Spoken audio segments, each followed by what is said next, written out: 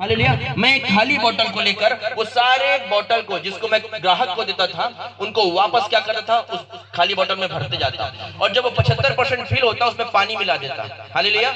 ताकि वो ऐसा लगे कि नया पौवा बन गया। हालेलुया। नई शराब की बोतल। और सुनना, क्योंकि मैं पापा से पैसे मांग नहीं सकता था और जब कोई ग्राहक मांगने आता मैं बड़े स्टाइल से ऐसे नोजल को घुमाते हुए ऐसा लगे सामने वाले दरभे लोग तो ऐसे पी के नशे में हैं, उनको क्या मालूम कि मैं नया बोतल निकाल रहा हूँ कि पुराना बोतल, और उनके सामने एक्टिंग करता, सील को भी लगा देता और खोल कैसे दिखाता और बोला ये नया पौवा। और जब वो पीने बैठते पीते और उनसे मैं 50 की जगह में 55 ले लेता और उस 55 रुपए से मैं फिर अपने इंस्ट्रूमेंट खरीदा करता। और मैं धीरे धीरे ऐसा रिसर्च करते गया, मैंने एक्सपेरिमेंट करते गए और उस समय मेरा एक्सपेरिमेंट बहुत हाई लेवल का होता था। और जब वो चीज करता मैं 3 बार नेशनल चैंपियन रहा और चौथी बार मेरा सिलेक्शन हुआ, डॉक्टर APJ अब्दुल कलाम से मिलने का मौका मिला और राष्ट्रपति पुरस्कार से मुझे नवाजा गया। हालेलुया।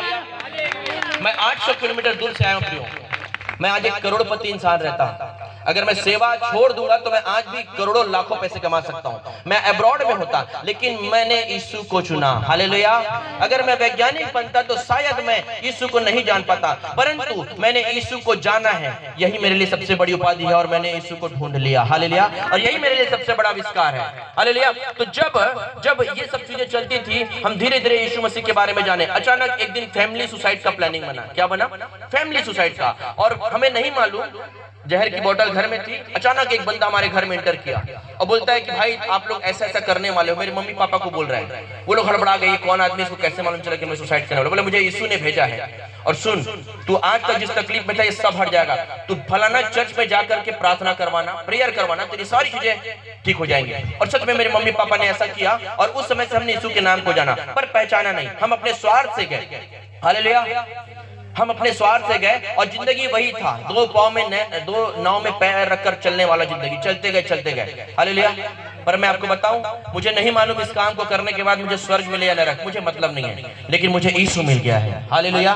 मैं नहीं जानता कि प्रभु मेरे लिए स्वर्ग रखा है कि नरक, लेकिन मैं यीशु से इतनी मोहब्बत करता हूं, वो मेरा इतना प्रिय है कि मैं उसके काम को करना नहीं छोड़ूंगा। अरे 2 वक्त का रोटी मिले ना मिले, हालेलुया, वो कहता है उसके जीवित वचन से मैं जीवित रहूंगा। हालेलुया। जोरदार ताली बजाएंगे परमेश्वर के लिए। हालेलुया। इस दौरान जब मैं और भी परिपक्व होता गया, बढ़ता चला गया, अपने उम्र में टीन एज में आया, जब मैं 12वीं क्लास में था, सुनिएगा, मैं भविष्यवक्ता ऐसे ही नहीं बना हूं, मुझे परमेश्वर ने बचपन से भविष्यवक्ता करके ठहराया है। इसकी 2 गवाहियां मैं आपको बता रहा हूं और इन 2 गवाहियों से रिलेटेड अभिषेक आज यहां पर गिरेगा।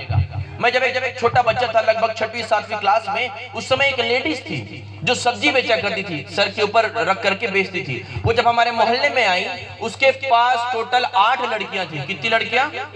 8 बैक टू बैक लड़कियों को उन्होंने पैदा किया था और 9th टाइम फिर से प्रेगनेंसी में थी वो। हालेलुया। और पूरा मोहल्ला उसको बोलता था कि तेरा 8 का आंकड़ा 9 में जाएगा, 9वीं भी तेरी क्या होगी? देवी होगी। हालेलुया। सब ये बोला करते थे क्योंकि ये क्या थे? वो अन्य जाति से थे। और जब मैं वहां पर पहुंचा, मैंने देखा, मेरे मुंह से अचानक कैसे निकल गया, मैंने कहा दीदी इस बार तेरा बेटा होने वाला है। और जब वो सुनी मजाक से बोलने लगी, ठीक है भाई, अगर ऐसा होता है तो तेरे मुंह में घी शक्कर मैं तेरे को चिकन पार्टी दूंगी। क्या दूंगी? हालेलुया।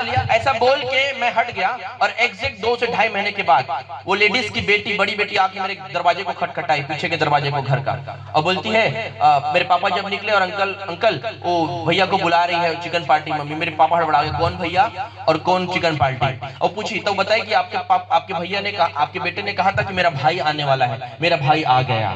हालेलुया। और उस 8 के बाद 9वां जो उसका बेटा, वो इतना किलकारी था, उस पूरे परिवार में इतना आनंद का माहौल था। उन्होंने मुझे बुलाया, मैं वास्तविकता में चिकन खा के आ गया, मेरे को पता नहीं, पर मैं चिकन खा लिया।